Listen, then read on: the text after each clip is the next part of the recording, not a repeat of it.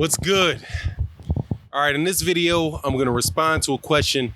Deontay Wilder explains exactly why it is that he did not want to have face-to-face conversations with Anthony Joshua and why he decided to fight Luis Ortiz and just move on and do his own thing. And that's what we're going to talk about in this video.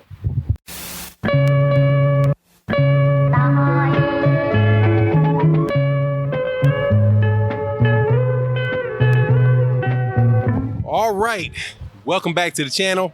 Hit that subscribe button, hit the like button, share the video. Definitely check out the live streams we do on the channel and the Patreon. Your support is much appreciated. So let's get into this. I'm gonna do, in this video, man, I'm going to talk about what Deontay Wilder said and try to put it in context about why I think this guy is making the right decision. And in this video, I'm probably going to get a little academic in this, but I mean, I think that's really the only way to really look at, look at what Deontay Wilder's doing, look at the situation that's taking place between Anthony Joshua, Deontay Wilder, and Eddie Hearn, put it in some type of context, and then decide whether or not what Deontay Wilder is doing is right or wrong. And if it's right, why is it wrong? If it's wrong, why is it wrong? I think a lot of times as boxing fans, man, we look at it and we just, we're judging things on the moment, not looking at the totality of the situation. I mean, I guess that's like that. It's that way in life as well. But with Anthony Joshua's fight coming up this weekend, there's just been a lot of talk that I keep hearing the same things over and over again. Aren't you a boxing fan? Don't you just want to see the fight? Deontay Wilder just needs to make the fight. And, he needs whatever it is that Anthony Joshua's offering him. He needs to take it because it's about the 3 belts, about having a unified heavyweight champion of the world. And, that's basically the argument that I hear from the people that I respect. OK, I'm not talking about the people that are leaving comments, just, pulling stuff out of their backside, saying whatever because they just happen to be a really big fan of Anthony Joshua or a real big distractor of Deontay Wilder.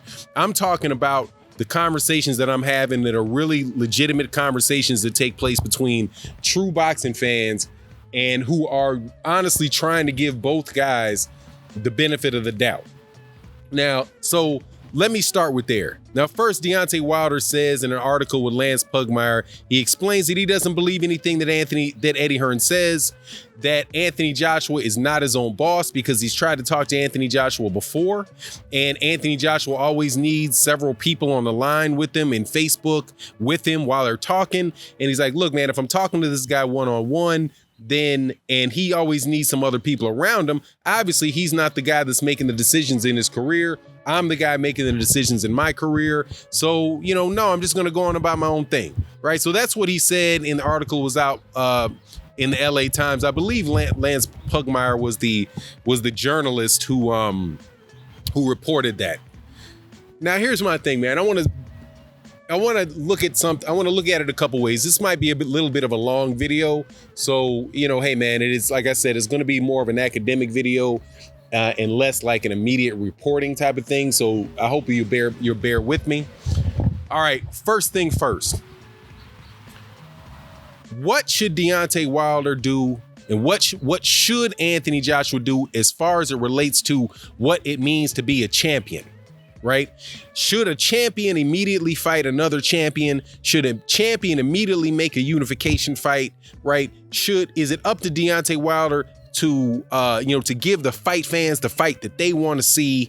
All these things, right? Looking at it just from the Deontay Wilder perspective, I could make the same argument or say the same thing about Anthony Joshua, but that is what is commonly put upon the boxer, right? From the fan perspective, because we are, as fans, we are the people that pay the boxers. We are also the fans of the sport, but that is an ethical decision, right? That's an ethical decision. That's about what is right and what is wrong. Is it right for Deontay Wilder to fight Luis Ortiz and then fight Adam Kwanecki and make his money and continue to defend one belt, not unify with Anthony, not fight for undisputed with Anthony Joshua because he feels like the deal that he's getting from Anthony Joshua isn't good enough, right? Some people would argue that that is his ethical responsibility as a heavyweight champion to do that, right? Now, that's the framework that I'm talking about. I'm talking about it as a ethical decision, comparing the ethical responsibility that Deontay Wilder has as a champion and just opposing that or trying to flesh out exactly what that means when you also have to consider that he has personal responsibilities that he has as a person, as a boxer, not to be exploited, right? So how do you weigh the ethical responsibility of a heavyweight champion to make the fights that the fight fans want to see alongside the personal responsibility that a fighter has not to be exploited by the person that he's negotiating with? Now, that's what I'm talking about here, okay? Now, first, the article talks about Deontay Wilder saying that he doesn't even really believe that he's negotiating with Anthony Joshua. He really believes that he's negotiating with Eddie Hearn. That's what the article said. That's when he says that. That's what that implies. It says, why would I speak personally to Anthony Joshua when Anthony Joshua needs other people on the phone with him to talk? Obviously, he's not his own boss. Eddie Hearn is his boss. So if anybody should be having the conversation, it would be Deontay Wilder and Eddie Hearn. So in Deontay Wilder, and I think that's a fair assessment. Anthony Joshua or Eddie Hearn is on record saying that Anthony Joshua can't sign his own contracts. Now, it may or may not be best practices that you give certain managers or promoters power of attorney.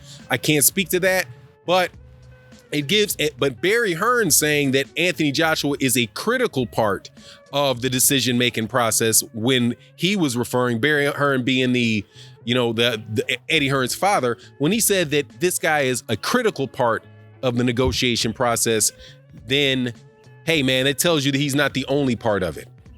Now, when you're talking now about Anthony Joshua and Deontay Wilder and Eddie Hearn, I think now we're starting to look at it where, okay, you're in a negotiation between Matchroom Boxing and Deontay Wilder's Bomb Squad Promotions. Maybe that's the best way to look at it. There's this thing called a prisoner's dilemma, right? It's an ethical question. Prisoner's dilemma. And it's basically a game or a situation that you set up to evaluate this basically a bunch of bad choices and how individuals can look for whether somebody should be looking out for their own best interest when both would be better off cooperating. Okay? Really briefly, this is what it is. An example of a prisoner's dilemma. There's two people get arrested for robbing a bank. And the prosecutor comes in and he speaks to the two people that were arrested separately. He tells both of them the same thing. If you confess, I will, and your partner and your accomplice doesn't confess, I will not charge you, but I'm going to use everything you say to throw the book at your accomplice. If you don't confess but your partner confesses, I'm going to use everything they say and let them off and throw the book at you. If you both confess, then I'm going to wind up giving you guys just a little bit of punishment each, but you'll get early time off. It won't be as bad for you, right? If you both keep quiet, you're going to get even less time, and I'm going to have to go to court and figure out, and you guys both might get off. So in this scenario, it makes somebody think, what's their best interest, right? Without giving you the dynamics of it, it would tell me if it would tell me, okay, well, I should just confess, because if I confess and he doesn't confess, I'm off scot-free.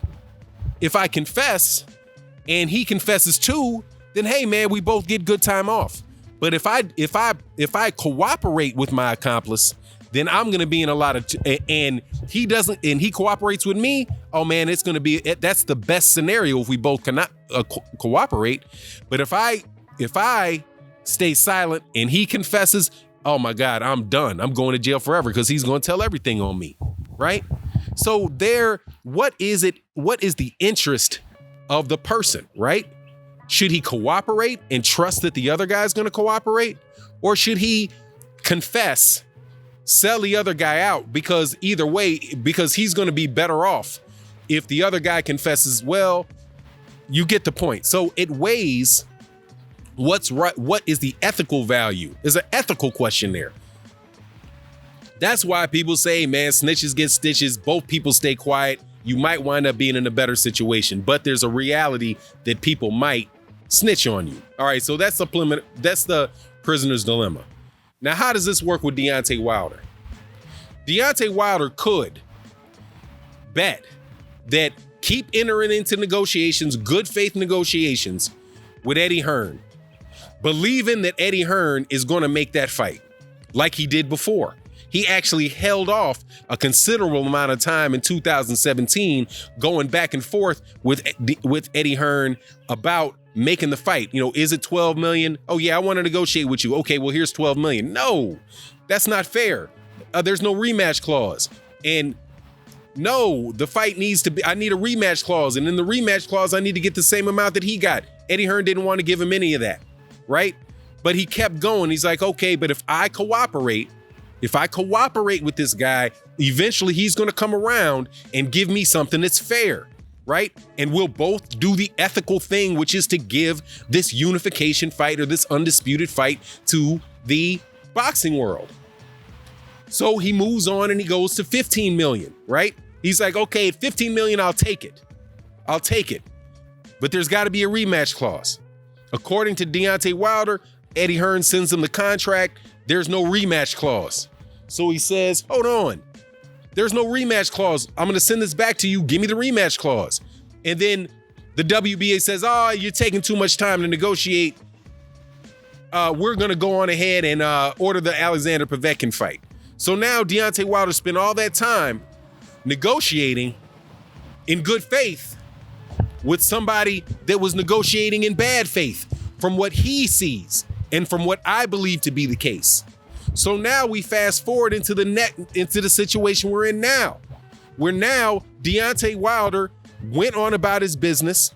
He has other fights laid out, other things that he can do that are going to allow him to earn money. But us as boxing fans are asking him to do the ethically correct thing, which is what?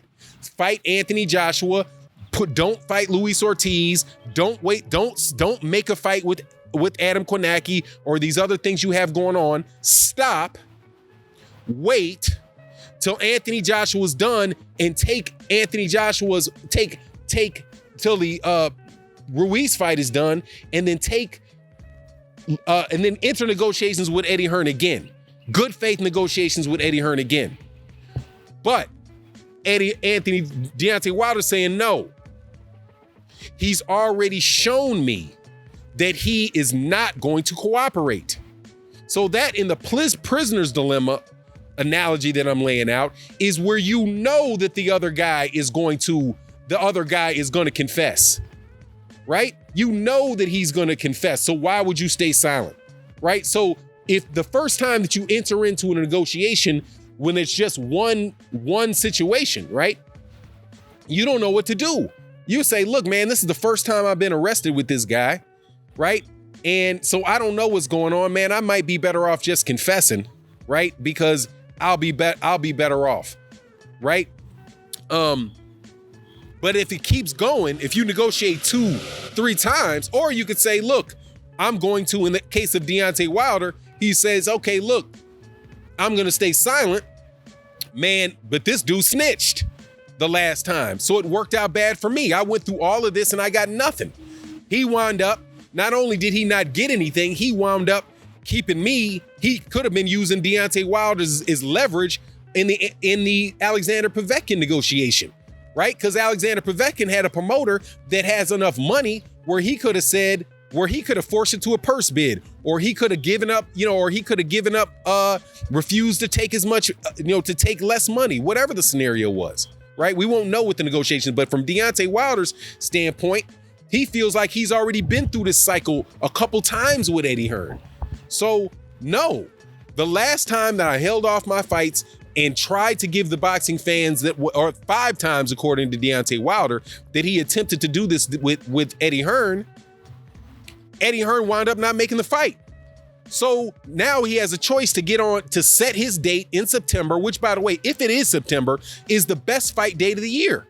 That's the best fight date of the year in the United States, May and September. So, and he wants to fight twice a year. So why would he wait for Eddie Hearn to maybe or maybe not make the fight when he can set and take care of his business now and know that he has a fight date in April?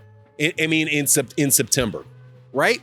So that's the dilemma, or the prisoner's dilemma, that Deontay Wilder's in, and that seems to be the choice that he and his team are making. Now, here's another question. The ethical issue. How much of a responsibility is it for Deontay Wilder? I'm asking this to honest boxing fans.